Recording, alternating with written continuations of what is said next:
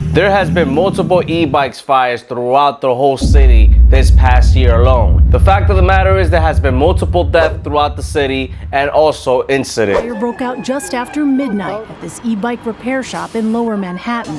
Firefighters arrived within minutes, but that's all it took for the smoke and flames to kill 4 people living above the shop. Just hours later, the fire commissioner left no doubt about what sparked it. But who is to blame about this whole situation? Because people want to point the finger at someone. Who is to blame? Is it the manufacturer? Is it the owners? Is it the dealers? Or maybe the whole city needs to put on blame for not regulating these e-bikes and these e-scooters. Traffic lines between drivers, e-vehicles, and pedestrians across New York City seemingly blur more and more by the day. New York City Council member Robert Holden is rolling out a new initiative he hopes will address some of the safety issues he's witnessed himself. I'm not suggesting things that are not done now for other vehicles. He's calling for statewide comprehensive regulation for e-bikes and mobility devices, proposing measures like required road tests, registration, licenses, and insurance for all e-vehicles. Or maybe the city is just using the e-bike as green energy as a political pawn move. Because New York wants to be green, because the mayor wants to be green, and they want to push electric everything down our throats. Right. By 2030, the TLC driver needs to have an electric vehicle, but they're putting lives at risk because they want safety. They're not thinking about safety. They want everything to be green. Manhattan is not going to save the planet. Exactly. It's not going to save the planet, but a lot of elected officials have blood on their hands. We're not saying all of them, but a lot of them do. And not just the e-bikers, it's the electric vehicles, electric everything. Yeah. The cobalt is very important. 75% of it is harvested in the Congo. Guys, cobalt is the main mineral inside the e-bike cells. So the people that don't know. The cobalt is needed to make those batteries. It's becoming the new gold. There's kids in the Congo that can't go to school because they either gotta go to school hungry or they got a mine for the cobalt so they can eat. There's people that are being buried alive in the mines that sometimes when they collapse, that's what happens. Yeah. Cobalt is like blood diamonds. You can say it pretty much. That's what it is. It's like blood diamonds. The council members, the elected officials, they're looking the other way. The fact is, you guys, people are not being educated on what they're buying, which means they're not buying reputable products, or the dealership are not informing their customers on how to properly charge their e-bike or their e-scooters. Never charge overnight. Never ever charge overnight because power over here is very unstable. Okay. Sometimes you get a surge. Okay.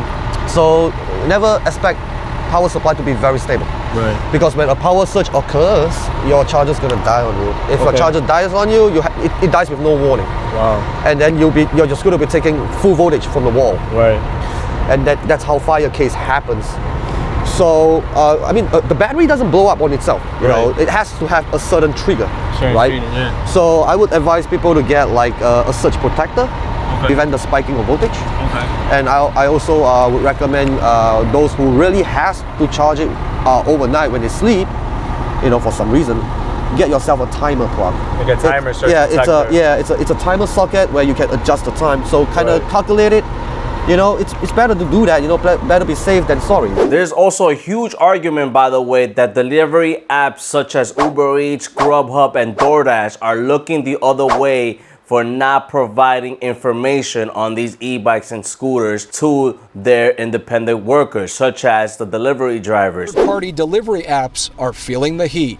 Not fair for them to have their biggest market here and then turn a blind eye on the issues that we're seeing related to the delivery work. Councilman Oswald Feliz sponsoring a bill before members of the City Council Monday that would require companies like DoorDash, Grubhub, and Uber Eats to provide certified e-bikes and batteries to workers without them, even though they're independent contractors. The big major problem is that these delivery workers depend on e-bikes and e-scooters to do their jobs. And it's a huge messy situation. Already the city is trying to fund public charging station for delivery workers. One of the proposed sites, this vacant newsstand at 71st Street and Broadway near the subway entrance, which neighborhood associations oppose. I think the main thing is it's not a good location. It's a very, very bad location, and frankly, we're stunned that they picked it. The main concerns, safety and congestion. Me personally, I think the delivery apps should pay for this funding because in the end of the day, their service that they provide to deliver food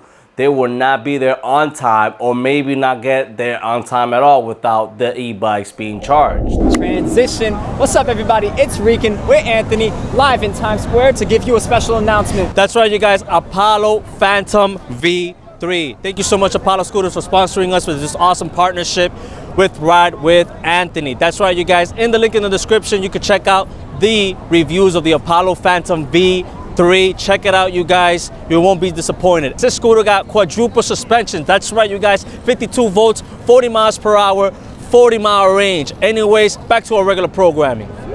In the end of the day, people are responsible when purchasing these e-scooters or e-bikes. And yes, you could argue people out there on a tight budget and they will do whatever it takes to save money, which means they might buy the same product that costs $2,000 for a fraction of that price, meaning the major components such as the batteries are low quality, which means low quality are just a recipe for disaster. To demonstrate, Davis and his team took this battery. It's fully charged and in good condition. Then all he does is deliberately overcharge it. So now we're going to take the battery that's connected to the charger and put it on the chair, as many people unfortunately do. 52 minutes tick by here at the New Haven Fire Training Academy in Connecticut. Oh my gosh, there's smoke coming out of it right now. Yep, it's going to happen here. Phil, get out of there. Get out. Get out. Personally, you guys, I do not recommend buying cheap products out there. If you see an e-bike for $200 or $300, stay away from that, because at the end of the day, these dealerships are out there to make money. The profit margins of dealership of selling e-bikes and e-scooters is really slim. The only profit they make is from the labor cost of repairs and maintenance. Anyways, do we need to risk people's lives and homes out of a cheap e-bike or an e-scooter? And with that said, you need to be educated and hold that responsibility when you're charging these e-bikes. Anyways, I made this video to inform people out there about the e-bikes and e-scooter. Hopefully you guys do not get like so turned off if you're buying an e-scooter or you're an e-scooter owner yourself, because at the end of the day, you know, you want to be educated and informed before you're investing into a brand new e-bike or an e-scooter. With that being said, anyways, if you guys made this far with the video, please subscribe to the channel. Any questions or concern, please share that in the comment section. We would love to hear you guys' thoughts. Anyways, until the next one, Riding with Anthony. Ride safe and stay safe. Will you ride with me? By my side, ride with me. By my side, we rolling the world.